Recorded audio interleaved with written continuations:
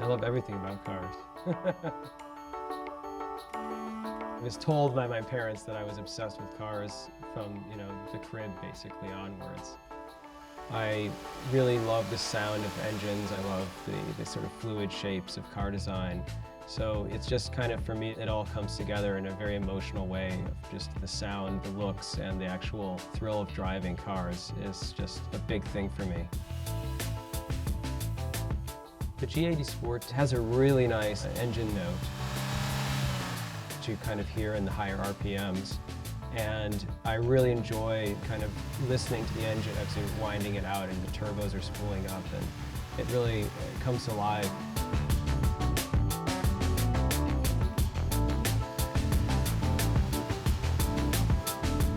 With watch design, one of the biggest constraints is the wrist, and proportion really has to do with how the watch is going to sit on the wrist. And so with a car, it's about sitting on the road.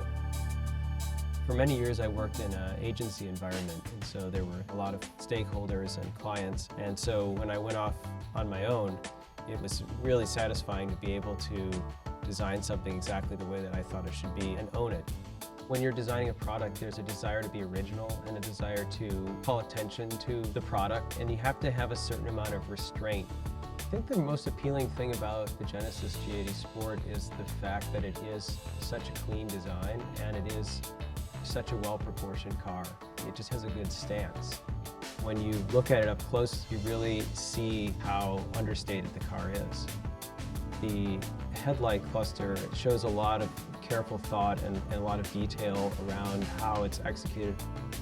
I think the ultimate sense of having power is when you have control over your own circumstances and you make decisions that you have agency over.